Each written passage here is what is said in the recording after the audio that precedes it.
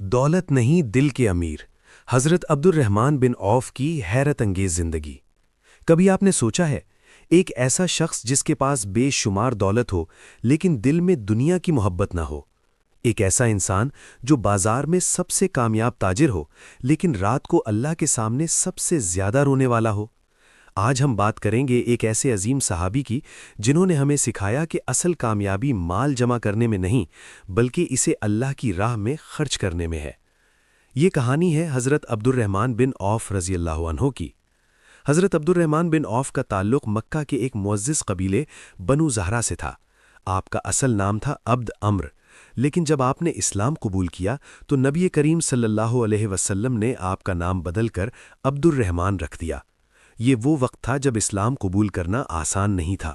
لوگوں کو مارا جاتا تھا، گھروں سے نکالا جاتا تھا، رشتے توڑ دیے جاتے تھے، لیکن عبد الرحمن بن عوف نے بلا خوف اسلام قبول کیا کیونکہ انہوں نے سچ کو پہچان لیا تھا۔ جب مسلمانوں پر ظلم بڑھ گیا تو اللہ کے حکم سے ہجرت کا وقت آیا۔ عبد الرحمن بن عوف نے بھی مکہ چھوڑنے کا فیصلہ کیا۔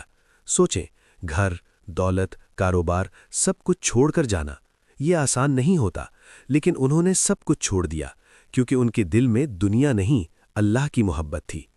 مدینہ پہنچنے کے بعد نبی کریم صلی اللہ علیہ وسلم نے مہاجرین اور انصار کے درمیان بھائی چارہ قائم کیا۔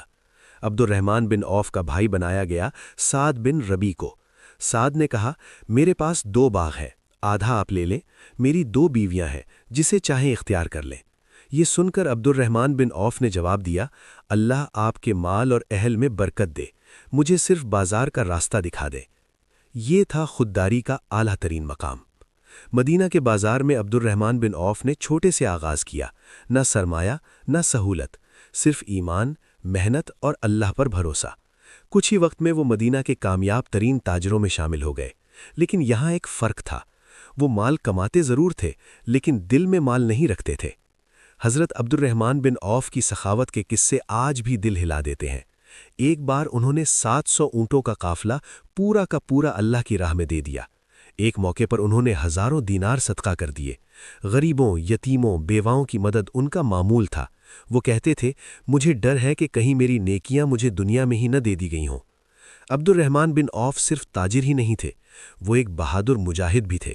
غزوہ بدر، احد اور دیگر جنگوں میں انہوں نے حصہ لیا۔ ایک جنگ میں انہیں کئی زخم آئے لیکن وہ پیچھے نہیں ہٹے کیونکہ ان کا مقصد دنیا نہیں آخرت تھی۔ جب ان کا آخری وقت قریب آیا وہ رو رہے تھے۔ لوگوں نے پوچھا، آپ کیوں رو رہے ہیں؟ انہوں نے کہا، مجھے ڈر ہے کہ ہمیں ہماری نیکیوں کا بدلہ دنیا میں ہی نہ دے دیا گیا ہو۔ ایک ایسا شخص جس نے سب کچھ اللہ کے لیے دیا، وہ بھی ڈر رہا ہے، اور ہم؟ لیکن حضرت عبد الرحمن بن عوف رضی اللہ عنہ کی زندگی صرف دولت کمانے اور خرچ کرنے تک محدود نہیں تھی۔ ان کی شخصیت کا ایک اور پہلو بھی تھا، عاجزی۔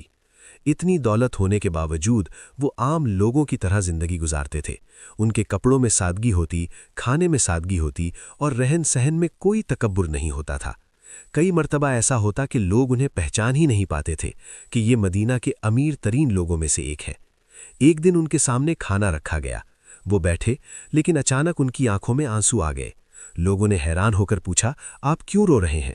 انہوں نے کہا، مجھے اپنے وہ ساتھی یاد آ رہے ہیں جیسے حضرت حمزہ رضی اللہ عنہ، جو اس دنیا سے چلے گئے لیکن انہوں نے کبھی یہ نعمتیں نہیں دیکھیں۔ پھر کہنے لگے، مجھے ڈر ہے کہ کہیں ہمیں ہماری نیکیوں کا بدلہ دنیا میں ہی نہ دے دیا گیا ہو۔ یہ وہ سوچ ہے جو انسان کو دنیا کے نشے سے بچاتی ہے۔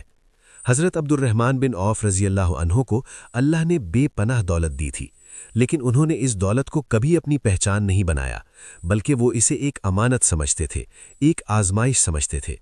انہوں نے اپنی زندگی میں ہزاروں غلام آزاد کیے، بیواؤں کی مدد کی، یتیموں کا سہارا بنے، اور یہاں تک کہ انہوں نے نبی کریم صلی اللہ علیہ وسلم کی ازواج مطہرات کی خدمت اور کفالت کی ذمہ داری بھی اٹھائی۔ یہ وہ مقام ہے جہاں انسان صرف کامیاب نہیں ہوتا بلکہ عظیم بن جاتا ہے۔ ایک اور واقعہ جو دل کو چھو لیتا ہے، جب ایک بڑا تجارتی قافلہ مدینہ آیا تو پورا شہر اس کی آواز سے گونج اٹھا۔ لوگوں نے پوچھا، یہ کس کا قافلہ ہے؟ بتایا گیا، یہ عبد الرحمن بن عوف کا ہے۔ اسی وقت انہوں نے اعلان کیا کہ یہ سب کچھ اللہ کی راہ میں ہے۔ سوچیں، جس چیز کو حاصل کرنے میں سالوں لگتے ہیں اسے ایک لمحے میں اللہ کے لیے دے دینا، یہ صرف دولت نہیں، یہ ایمان کی طاقت ہے۔ ان کی زندگی کا ہر لمحہ ہمیں یہی سکھاتا ہے کہ اصل کامیابی جمع کرنے میں نہیں بلکہ دینے میں ہے، اور اصل امیری مال کی نہیں دل کی ہوتی ہے۔